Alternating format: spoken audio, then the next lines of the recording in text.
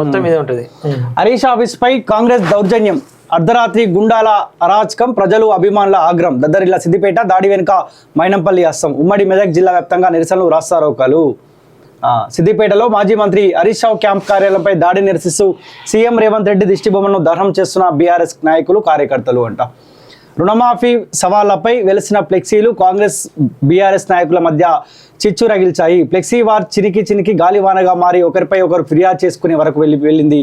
పోలీసుల ఉదాసీనతను ఆసరాగా చేసుకుని అధికార కాంగ్రెస్ పార్టీ నాయకులు రెచ్చిపోయారు. మాజీ మంత్రి సిద్దిపేట ఎమ్మెల్యే తన్నీరు హరీష్ రావు క్యాంప్ కార్యాలయంపై శుక్రవారం అర్ధరాత్రి దాడి చేశారు. క్యాంపు కార్యాలయం వద్దకు చేరుకున్న ఇరు వర్గాలు పోటాపోటీ ర్యాలీలు, నినాదాల మధ్య శుక్రవారం అర్ధరాత్రి నుంచి శనివారం మధ్యాహ్నం వరకు సిద్దిపేటలో ఉద్రిక్తత నెలకొన్నది.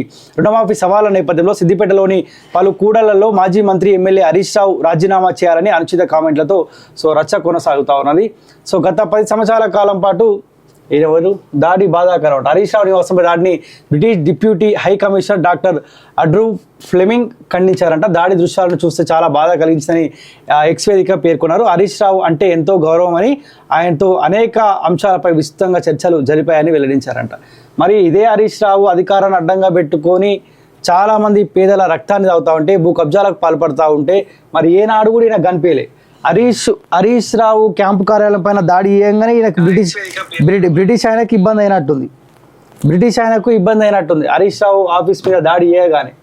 ఏదేమైనప్పటికీ 10 సంవత్సరాల కాలం పాటు హరీష్ రావు అధికారాన్ని అడ్డంగా పెట్టుకొని ఏ తరహా అయితే రెచ్చిపోయిండో, చర్యకు ప్రతిచర్య అంటారు కదా. హరీష్ రావు గతంలో ఏదైతే చేసిండో కాంగ్రెస్ పార్టీ కూడా అధికారాన్ని పోలీసు వాళ్ళని అడ్డంగా పెట్టుకొని అదే ప్రయత్నం. వాస్తవానికి సమస్య ఏంటంటే ఒకసారి మనం చక్రధర్ గౌడ్ గారితో మాట్లాడదాం, కాంగ్రెస్ పార్టీ సంబంధించిన నాయకుడు. అన్న, గుడ్ మార్నింగ్ అన్న.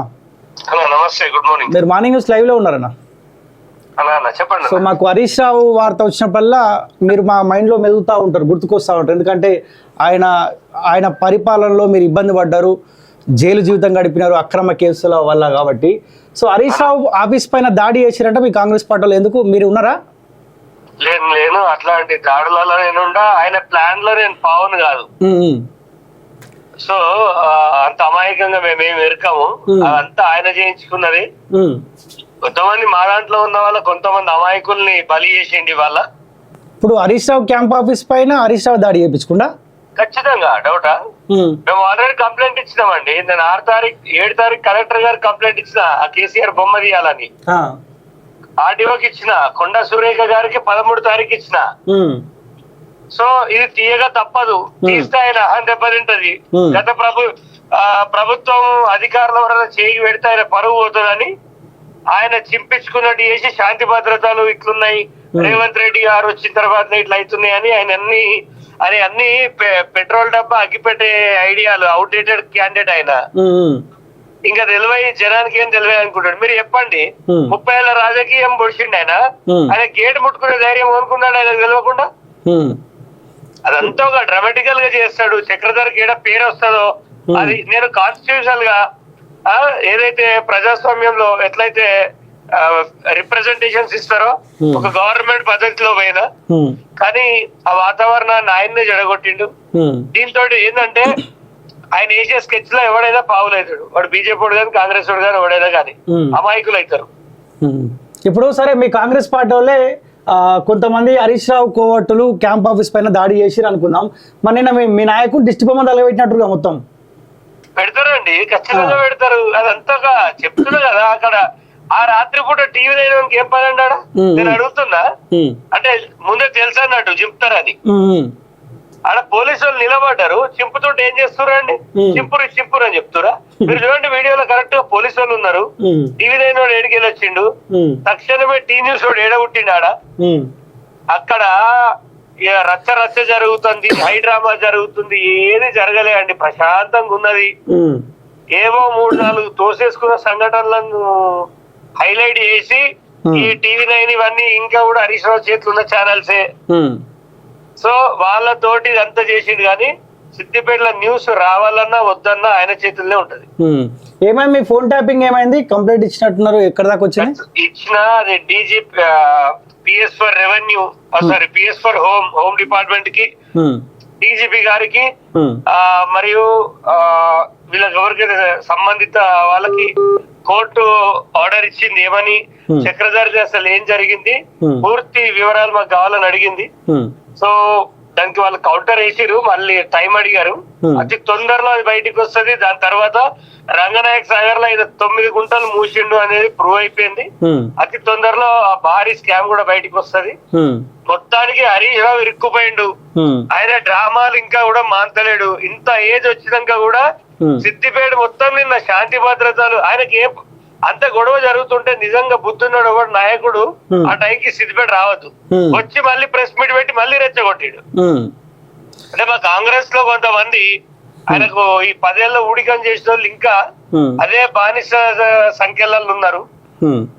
ఇప్పుడు మీరు సిద్దిపేట వేదికగా హరీష్ రావు టార్గెట్ గా చక్రధర్ గౌడ్ రాజకీయం చేస్తా ఉన్నాడు, ఆయన టార్గెట్ గా ముందుకెళ్తా ఉండు. మీ అధికార పార్టీ మీకు ఏమైనా సపోర్ట్ చేస్తా ఉందా, లేకపోతే ఇండివిజువల్ గానే ముందుకెళ్తా ఉన్నారా? లేదు, ఎప్పుడు నన్ను నేను నమ్ముకునే పోయినా పార్టీ కొంచెం సపోర్ట్ చేస్తున్నా అంటే చేస్తుంది. లోకల్ కాంగ్రెస్ నిజాయితీ గల కార్యకర్తలు చాలా మంది ఉన్నారు. ఇప్పుడు కొండా సురేఖ ఉన్నది, చాలా ధైర్యంగా ముందుకెళ్ళి పని చేయాలి కష్టపడి అని చెప్తది. అందుకే కదండి నేను పొయ్యి చింపాలంటే నాకు ఎంతసేపు నేను చింపకపోదా, కానీ చట్టాన్ని చేతిలో తీసుకోవద్దు. మనం గవర్నమెంట్ నుండి చిల్లర ఫ్లెక్సీలు చెప్తే ఏమొస్తుందండి? ఈ రైతు రుణమాఫీ ఏంది, వీటికి సంబంధించి ఎవరికి వచ్చింది ఎవరికి రాలేదని ప్రజల్లోకి వెళ్ళి కనుక్కోవాల్సిన బాధ్యత కాంగ్రెస్ పార్టీ కార్యకర్తల పైన ఉన్నది. అది వదిలేసి మనం చిల్లరగాళ్ళ లెక్క చిల్లర రాజకీయం చేస్తే ఆ బీఆర్ఎస్ అంటేనే చిల్లరగాళ్ళు, ఇక వాళ్ళకి మనకు తేడా ఉన్నది. సో హుందాగా ప్రవర్తించాలి రాజకీయాలలో ఎవరు కానీ. Okay okay, thank you so much అన్న. Thank you.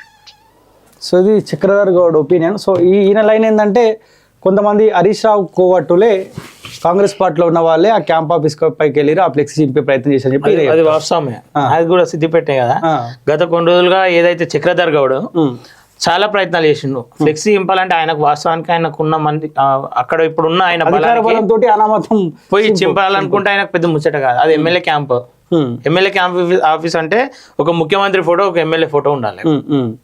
ఇప్పటికీ 7 నెలలు అవుతుంది దాదాపుగా కేసీఆర్ ఫోటో తీసేయమని ఈయన తిరుగుతూనే ఉండు. వాస్తవానికి కలెక్టర్కి ఇస్తుండు, ఆర్డీఓకి ఇస్తుండు, అందరికి ఇస్తుండు వినతి పత్రం, కానీ అది తీసేస్తలేరు. కానీ ఇప్పుడు ఆయన ఏం చేస్తుండు, ఇంకో స్టెప్ ఎక్కువ హైలైట్ చేసుకొని అటు మంత్రులకు కలుస్తుండు, డైరెక్ట్ వినతి పత్రాలు ఇస్తుండు. సో ఇప్పుడు ఏదైతే చక్రధర్ గౌడ్ చెప్పిందో అది ముమ్మాటికి వాస్తవమే. ఎందుకంటే తీసేయక తప్పదు. ఎందుకంటే అఫీషియల్ గా లీగల్ ప్రకారము ఒక ఎమ్మెల్యే క్యాంప్ ఆఫీస్ కు ఒక ముఖ్యమంత్రిది ఉండాలి, ఎమ్మెల్యేది ఉండాలి. ఆయన మొత్తం బీఆర్ఎస్ కలర్ ఏదైతుందో ఆ కలర్ తో ఫ్లెక్సీ కొట్టించుకొని కేసీఆర్ది హరీష్ రావుది పెట్టుకున్నాం. అది తీసేయక తప్పదు. ఆయనకి ఎంతగో 30 ఏళ్ళ రాజకీయం సిద్దిపేటలో చేసి ఒక చక్రధర్ గౌడ్ అనేటోడు చెప్తే నేను తీసేసిన అంటే ఆయన కిరీటం కింద పడిపోతుంది. సో అందుకోసం ఆయన చేసిన ప్లాన్ ఇది వాస్తవానికి.